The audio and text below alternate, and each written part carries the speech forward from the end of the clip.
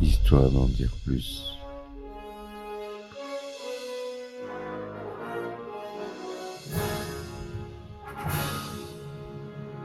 Eh ben la denrée, on est en France. Allez, cul sec.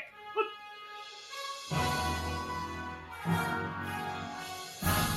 Personne ne peut le croire et pourtant c'est vrai. Ils existent, ils sont là, Tarnatata. Blanc. Blanc. Il faut qu'on pète.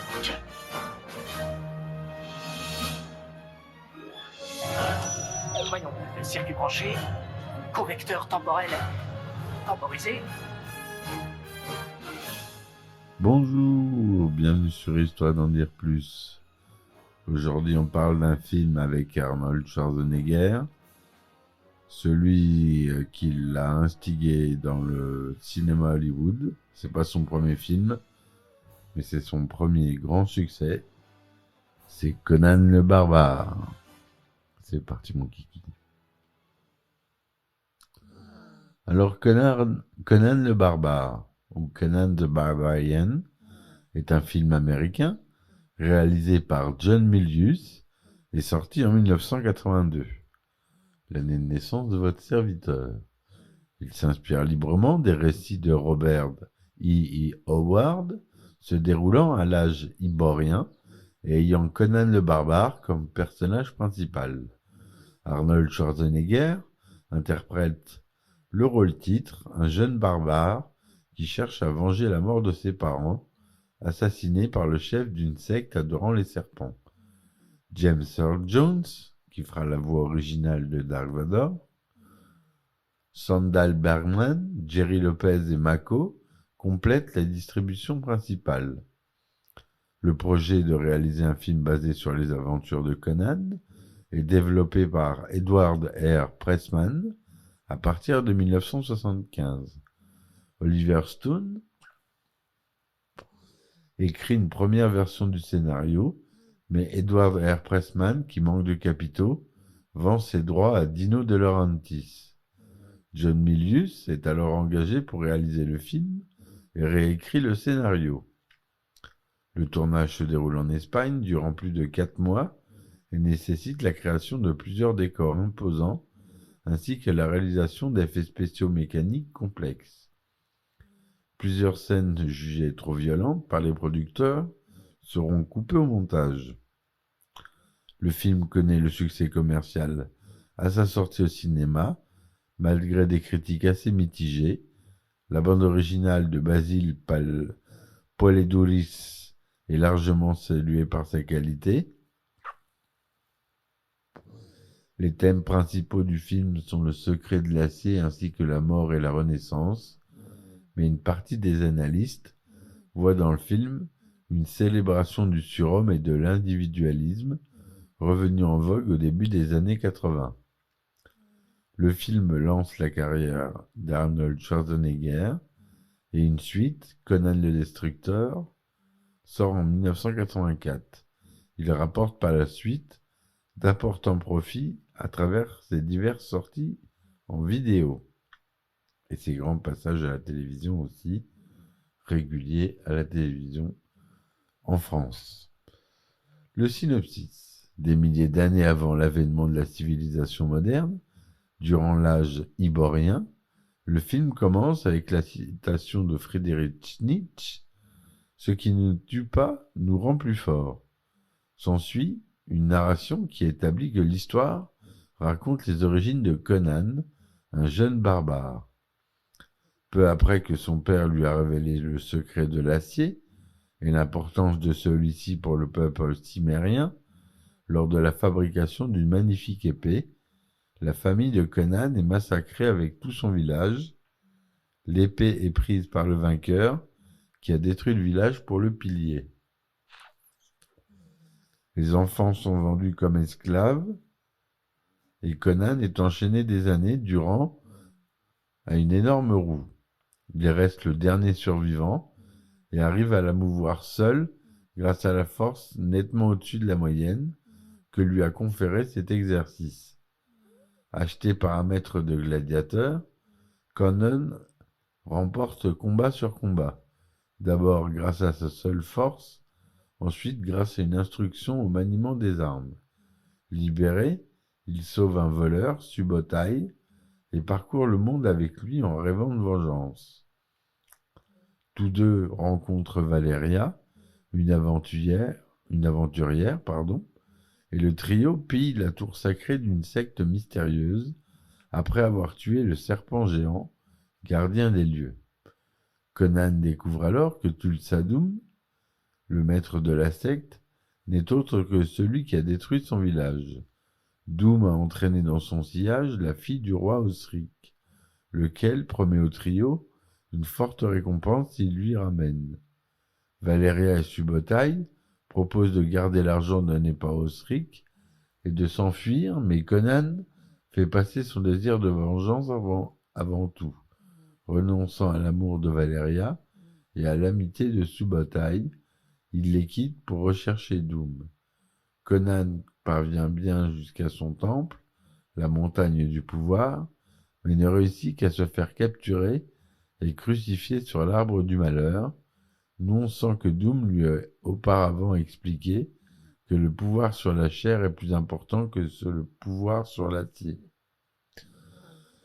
Conan est retrouvé à moitié mort par Subotai et Valeria, et celle-ci, avec l'aide d'un sorcier, narrateur du film en voix off, réussit à le ramener dans le monde des vivants en combattant les esprits qui veulent l'emporter au royaume des morts. Cependant, le sorcier prévient Valeria qu'il y aura un prix à payer aux esprits pour cela, ce que Valeria accepte par amour pour Conan. Conan se laisse convaincre par ses amis de récupérer d'abord la princesse et de se venger plus tard. De fait, pénétrant dans le palais souterrain de Doom pendant une orgie cannibale, ils parviennent à enlever la princesse malgré elle, mais Valeria est mortellement blessée par une flèche empoisonnée tirée par Doom et meurt dans les bras de Conan. Utilisant la princesse comme appât, Conan, Subotai et le sorcier préparent une embuscade où toute la garde de Doom est exterminée, y compris ses deux principaux lieutenants, Rexor et Thorgrim, qui avaient participé à la destruction du village. Au cours de ce combat, Valeria revient brièvement de l'au-delà sous la forme d'une Valkyrie pour sauver Conan d'un coup mortel de Rexor. Conan récupère l'épée de son père, brisée dans la bataille. Guidé par la princesse, désormais libérée de l'emprise de Doom, Conan revient au temple de Doom, échappe de peu à son pouvoir hypnotique et le décapite en présence de toute la secte, laquelle se dissout aussitôt. Conan incendie le temple et repart avec la princesse. Et voilà une fin heureuse.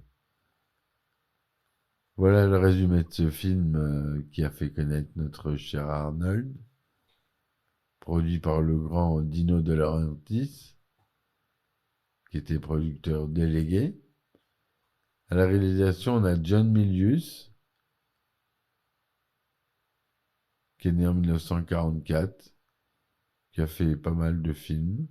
Au scénario, John Milius Oliver Stone, d'après les personnages créés par Robert E. Howard.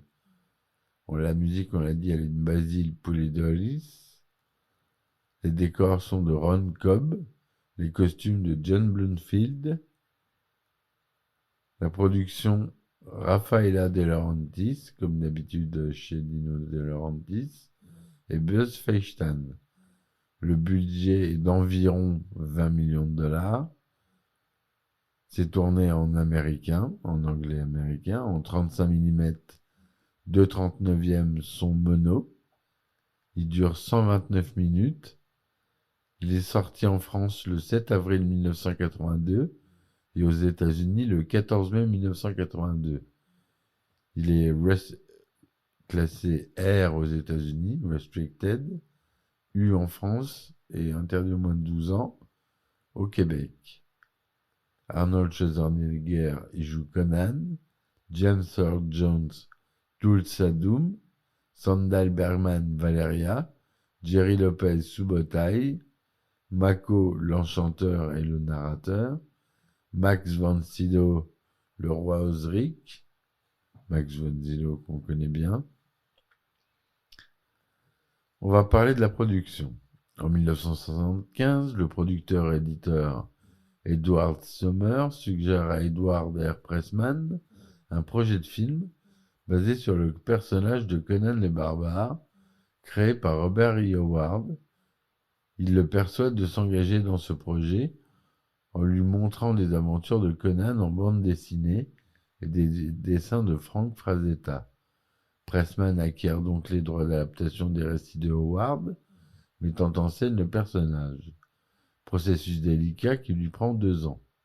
En effet, la maison d'édition qui détenait les droits, Lancer Books, a été mise en règlement judiciaire en 1973 et des disputes légales se sont engagées à propos des droits de publication, lesquels ont été gelés en attendant l'issue du procès. Lion Sprague de Camp et Glenn Lord, les 2 parties principales impliquées dans le procès, finissent par fonder Conan Properties Incorporated afin de gérer toutes les licences ayant trait à Conan. Pressman acquiert les droits cinématographiques peu après, pour une somme ridicule de 7 500 $, mais après avoir dépensé plus de 100 000 $ en frais juridiques pour aider à résoudre le conflit. En 1977, le succès de Star Wars accroît l'intérêt de l'industrie du cinéma pour les films représentant des aventures héroïques dans des mondes de fiction. D'après Buzz Feinstein, un producteur qui a fréquemment travaillé avec lui, John Milius exprime son intérêt de réaliser un film sur Conan en 1978, après avoir fini le tournage d'American Party. Milius et Feinstein approchent Pressman, mais les discussions n'aboutissent pas en raison de divergences d'opinion sur plusieurs points. Paramount Pictures offre de participer au projet à hauteur de 2 500 000 $ si un scénariste renommé est engagé. Oliver Stone, qui vient de signer le scénario de Midnight Express, est alors attaché au projet, et le premier script écrit par Sommer et Roy Thomas, basé largement sur la nouvelle Le Rendez-vous des bandits, est abandonné.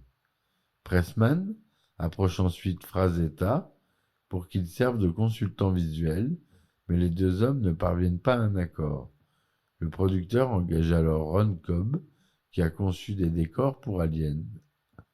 Cobb réalise une série de peintures et de dessins pour Pressman, avant de partir rejoindre Milius sur un autre projet.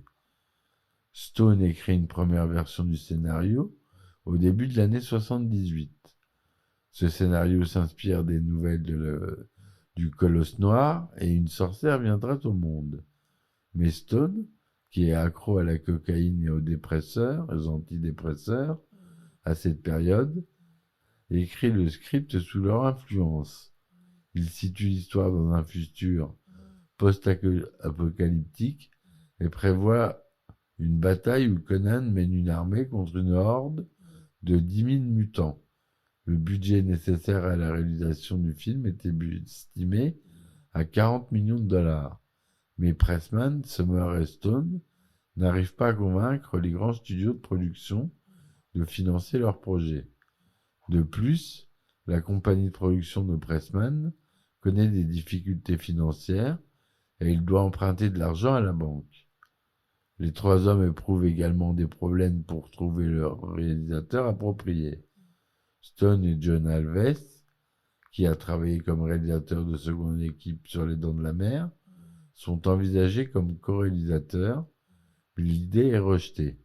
Stone propose alors à la réalisation à Ridley Scott, mais celui-ci décline l'offre. Pressman essuie également un refus d'Alan Parker. Pendant ce temps, Cobb montre à Milius le travail qu'il a effectué pour Conan, ainsi que le scénario de Stone, ce qui ravive l'intérêt de Milius. Celui-ci contacte à nouveau Pressman, et les 2 hommes parviennent cette fois à un accord. Milius acceptant de diriger le film s'il est autorisé à modifier le scénario.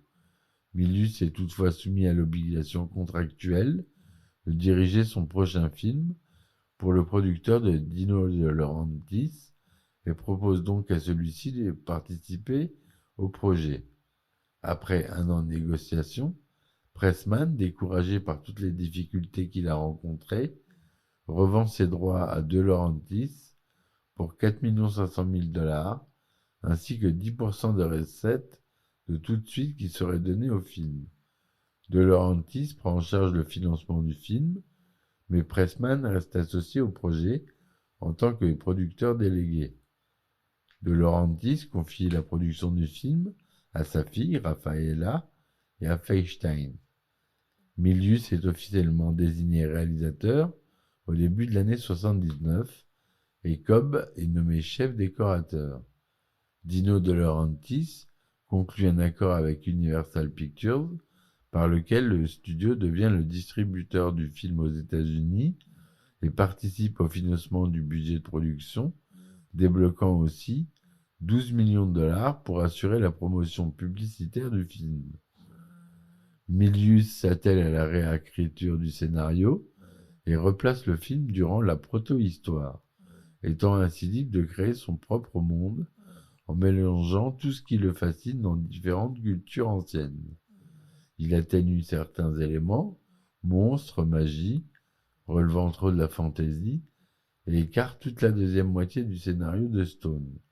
Il conserve néanmoins certaines scènes de la première partie du script antérieur, comme l'escalade de la tour des serpents et la crucifixion de Conan sur l'arbre du malheur. Il développe la brève exposition faite par Stone de la jeunesse de Conan, limité à l'attaque de son village en retraçant ses années passées, enchaîné à la roue et son entraînement de gladiateur. Milius s'inspire aussi du segment Oishi sans oreille du film à sketch Kwaidan de 1965 pour la peinture des symboles sur le corps de Conan et les fantômes tentant de l'emmener au royaume des morts, ainsi que des 7 samouraïs de 1954 pour la bataille finale contre les hommes de Tulsadum. Il inclut ensuite quelques épisodes de récits de Conan, écrits par d'autres auteurs que Howard, par exemple sa découverte d'un tombeau où il trouve une épée, basée sur la chose dans la crypte de Sprague de Camp et Lynn Carter. Milius crée le Conan du film en prenant comme inspiration principale les héros de la mythologie nordique. Les spécialistes de l'œuvre de Howard décrivent le Conan du film comme moins loquace et moins éduqué que celui des nouvelles, notant aussi que ce dernier étant très attaché à sa liberté, il aurait résisté avec violence à l'esclavage au lieu d'attendre d'être libéré. Valeria, le personnage principal féminin du film, est basé sur 2 personnages de Howard. Son nom est celui de la partenaire de Conan dans la nouvelle Les Clous Rouges, alors que sa personnalité et son destin s'inspirent de celle de Bélite, la reine pirate de la Reine de la Côte Noire. Le prénom Valeria n'est pas prononcé dans le film, la seule scène où elle est nommée ayant été coupée au montage. Subotai, archétype de l'ami fidèle du héros, n'est basé sur aucun des personnages de Howard en particulier, et son nom provient de celui d'un général de Genghis Khan. Tulsadum, l'antagoniste principal de Conan, est un amalgame de 2 créations de Howard. Il est nommé d'après le méchant de l'histoire de Kul, mais sa personnalité est proche de celle de Thoth Amon, l'ennemi de Conan dans la nouvelle La Phénix sur l'épée. Milius affirme que ses recherches sur les Nizarites et les Thugs ont inspiré le culte du serpent créé par Doom. Ce culte sont les disciples fanatiques, sont prêts à se suicider sur l'ordre de Doom, rappelle cependant aussi la secte de Jim Jones. Avant même d'avoir acquis les droits d'adaptation, Pressman et Summer se mettent en quête d'un acteur principal. Ils envisagent notamment Charles Bronson et Sylvester Stallone, avant de visionner le documentaire Pumping Iron de 1977, où ils sont impressionnés par le physique d'Arnold Schwarzenegger, qu'ils trouvent parfait pour interpréter Conan. Schwarzenegger est contacté par Pressman et se montre immédiatement intéressé. Pressentant que le film pourrait être une formidable occasion de se faire un nom dans l'industrie du cinéma, Arnold y va les yeux fermés.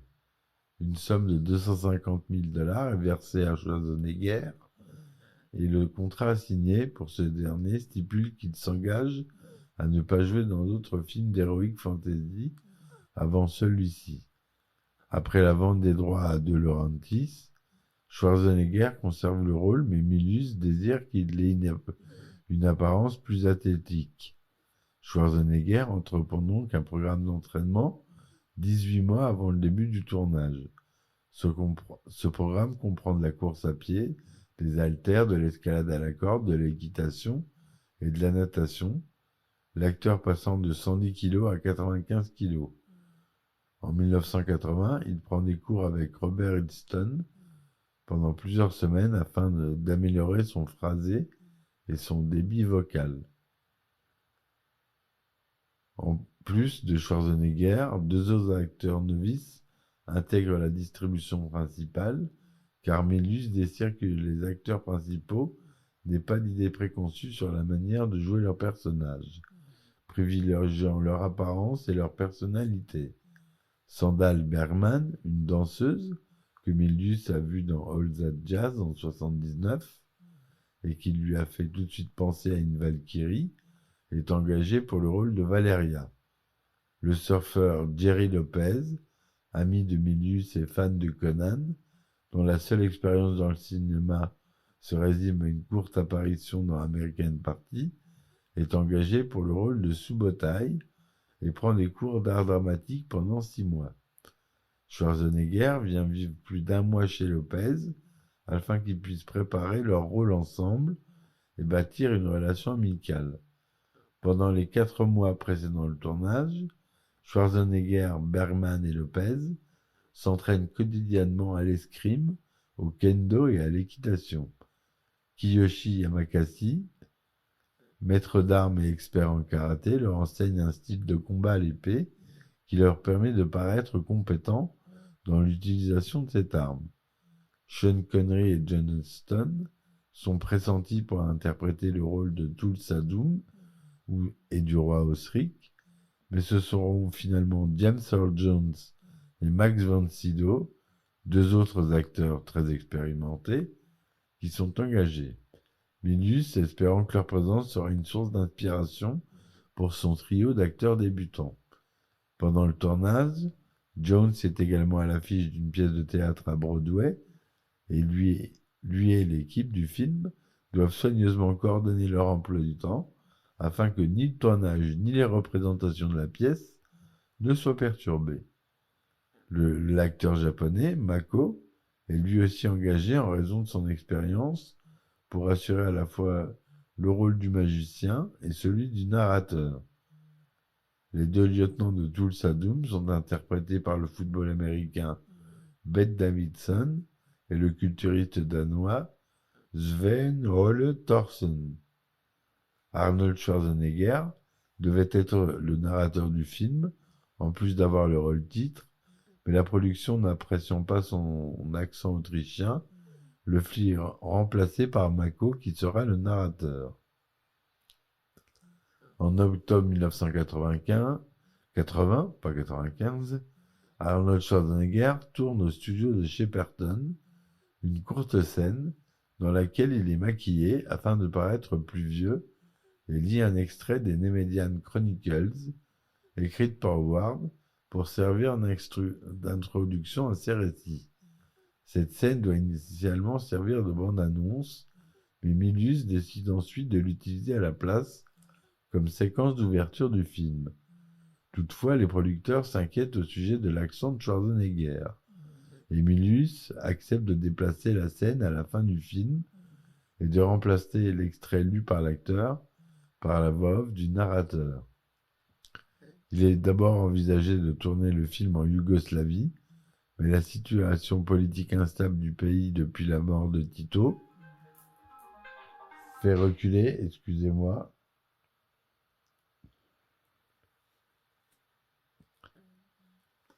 fait reculer les producteurs qui choisissent alors l'Espagne, pays également mieux équipé pour accueillir un tournage de grande envergure.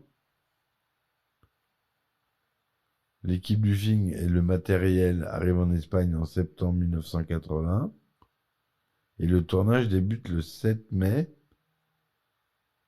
1980, le 7 mai, le 7 janvier 1981.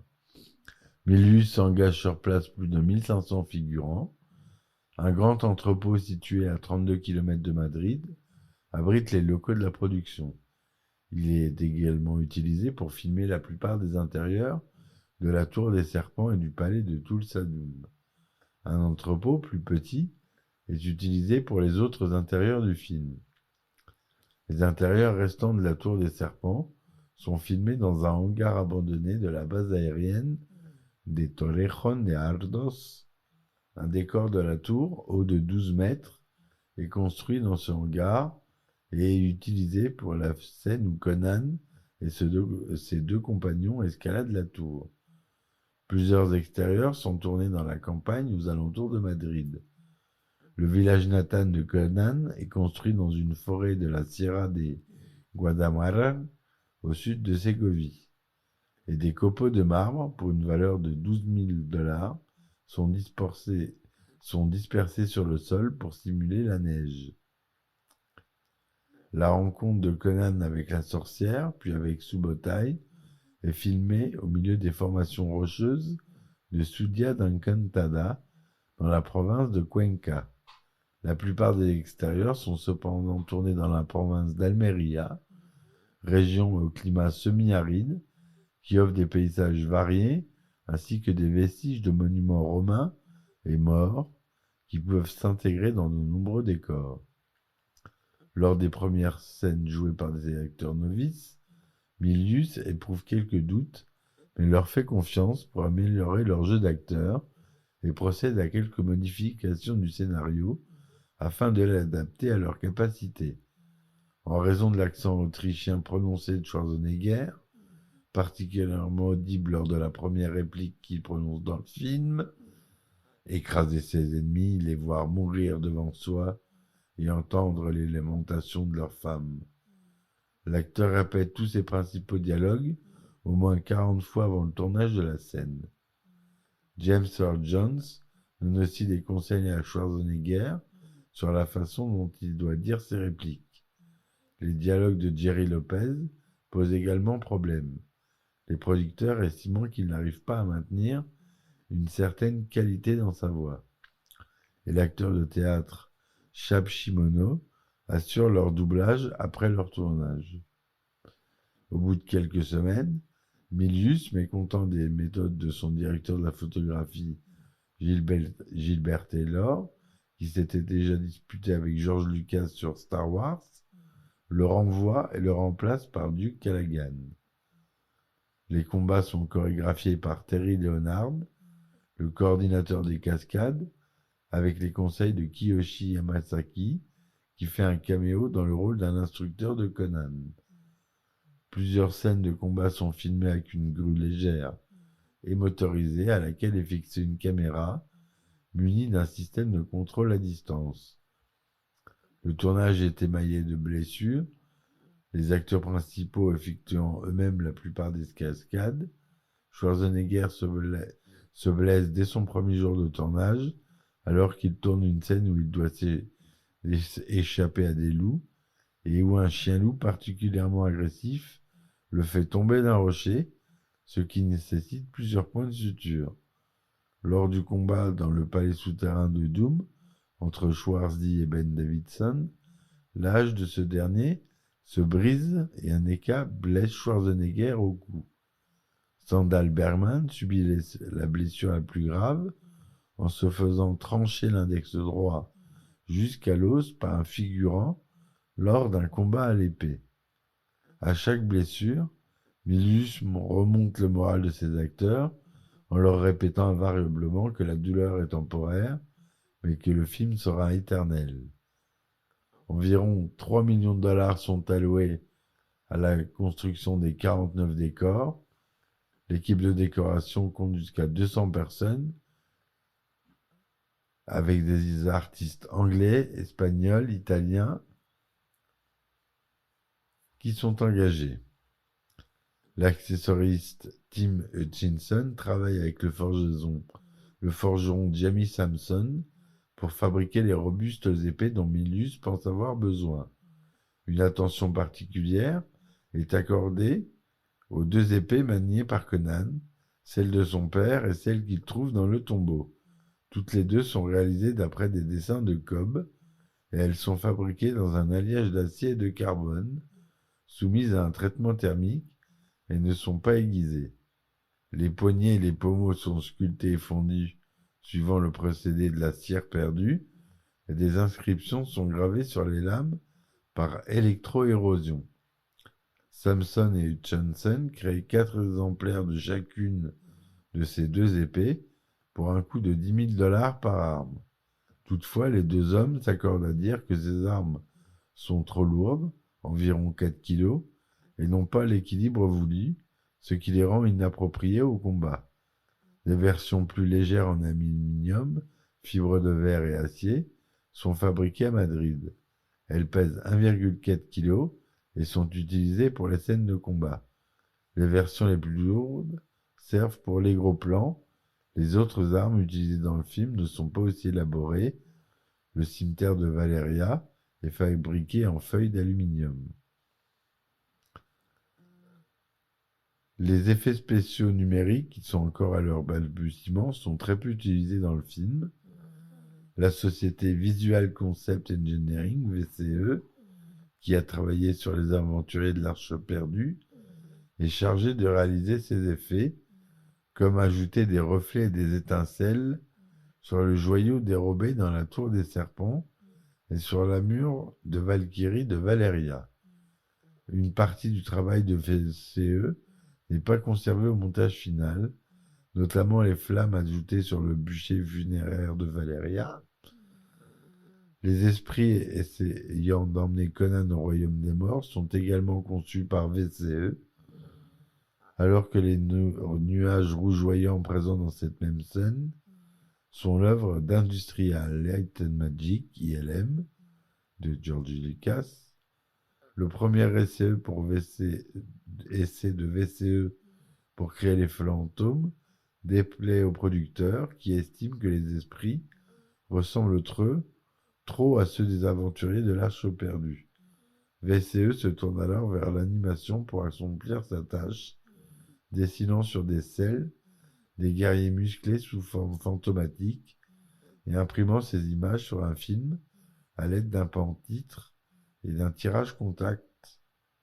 La surimpression de cette animation avec des images véritables est ensuite effectuée à l'aide d'une tireuse optique. Voilà ce que je voulais vous dire sur ce film. J'espère que ma chronique, un petit peu plus longue que d'habitude, vous aura plu. Ce film fait partie de mes films cultes. Il a reçu un très bon accueil et a apporté beaucoup d'argent à ses producteurs et à son réalisateur. Plus de 120 millions de dollars de recettes dans le monde. Voilà. Merci de m'avoir écouté jusque-là, mes amis. Je vous dis à très vite pour un nouvel épisode d'Histoire d'en dire plus. Merci de m'avoir écouté. Supportez-moi sur mes différentes plateformes, s'il vous plaît. Et laissez des commentaires. Ciao, ciao. Histoire d'en dire plus.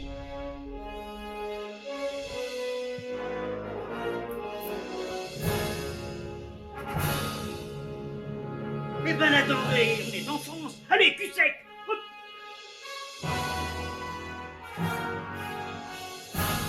Personne ne peut le croire et pourtant c'est vrai, ils existent, ils sont là, Tarnatata.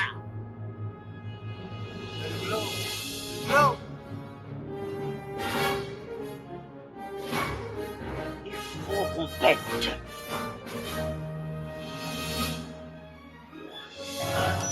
Voyons, le circuit branché, correcteur temporel temporisé,